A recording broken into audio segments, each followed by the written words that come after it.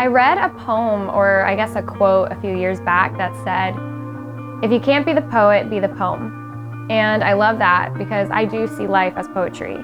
There is a cadence to everything. There's a pattern to everything.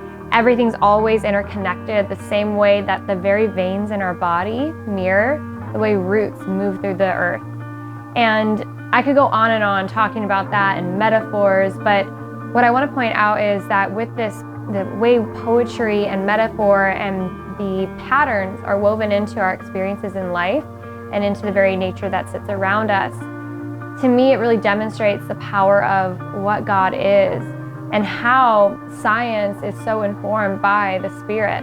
That what we're using, the way we use science and the way we do inquiry and the intellectualizing is all to process the poetry that's God's language.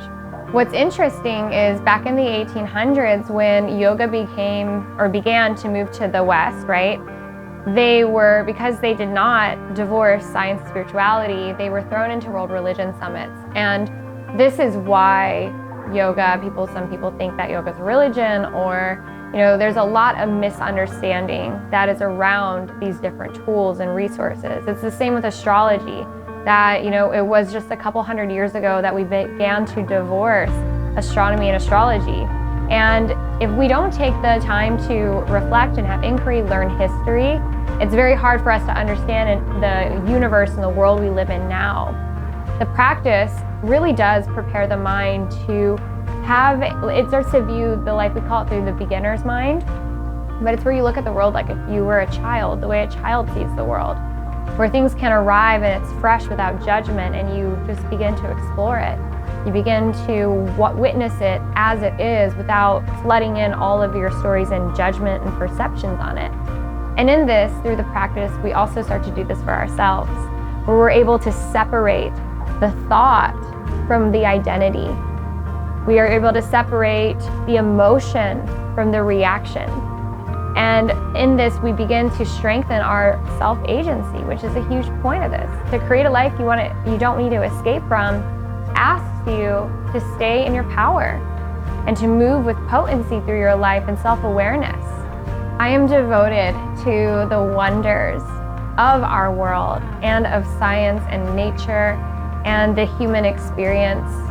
And it's in these sciences and these practices, these tools, that you can really uncover what it means to be you. One of the strongest teachings in yoga philosophy is the unbinding of the bonds of sorrow.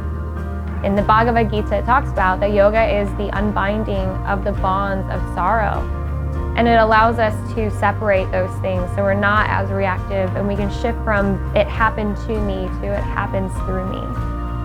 So even in my work with the military, for instance, we talk about the human weapon system, and when you think about the human weapon system, this very body, and I call it like our healing pharmacy, right? We have so many tools, and if you learn how to work with your nervous system, you can prepare and train yourself for anything. And in the human weapon system, or in the system of being a human, you have the physical machine, the body, and you have the coding, which is our programs. It's like the why we do what we do. And then you have the electricity, which is the prana and the energy that makes it happen. And when one is off, and you can say with the code or the programming I talked about, that we could say it's your mind. So you have the body, mind, and energy, body, mind, and spirit. So you have these three components of any machine. And for them to work in harmony, or for it to be effective, all aspects of the machine must be operating properly. And in our society, we talk a lot about the body. There's a lot of stuff for physical readiness or physical training. There's a lot of stuff for mental health. There's a lot of stuff for like nutrition and empowering our energy systems, right? But where does it all come together? And our mission is to take that fragmentization, where everything's separated and fragmented, and bring it into one experience, where we're able to tailor and work with the somatics, the physical body, that change, and use that to change the codes, the programming.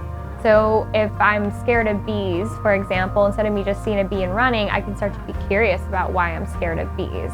Or when I judge someone, instead of just judging them and avoiding them, why am I? So we start to develop the codes within ourselves, the tools, so we can have inquiry. And then we get to choose Yeah, do I feel like I want to move closer to this person or not? We have more power in our life. And in that, it gives us energy, and we learn to listen to our body and restore ourselves and recover.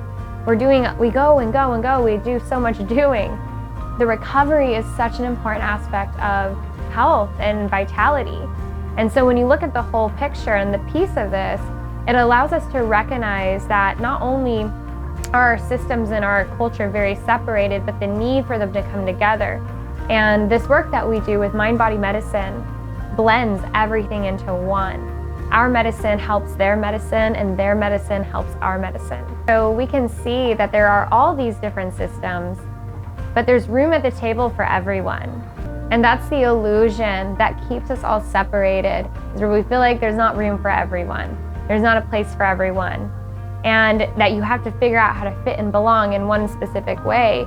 But the truth of our reality is duality.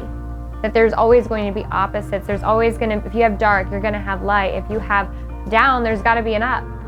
So when we look at this aspect of duality, which is founded, it's so fundamental in the wisdom and Vedic teachings. You know, our work at MelMarie is to help take these amazing philosophies and move them into your beingness, into the way you live your life, give you practical ways to take these abstract concepts, so then your life does become poetry, that it feels like you flow like poetry, and that you don't have to be a poet to be the poem. So I'm going to take you through a real brief experience. So set your phone down or whatever, make sure your hands are free. You're going to open your palms wide and just take a big breath in through the nose. Exhale, side out. Bring your hands, ball them up into fists. Now breathe in and sigh it out. Open hands wide, fingers wide. Inhale and sigh it out. Do it again a few more times, but do you notice the difference? Do you notice how much more open your ribs and your lungs get when you have your hands open, whereas when your hands are closed, it's more of a upper breath, right? So you notice the difference. A lot of times when we have our posture like this and our hands are closed, we're constricting prana from being in our body. We're constricting the capacity of our breath. And by open hands, softening the hands, it allows breath to move easier through our whole body. We become lighter.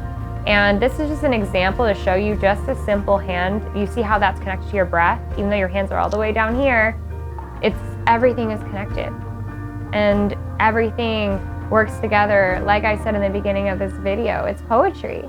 You are poetry. And this is amazing that we have such an interconnected system, because when we start to view ourselves not as just parts, but a collection, a tapestry of what makes up the story, a collection, a tapestry of our wholeness, we can begin to nourish each part and see how it all fits together.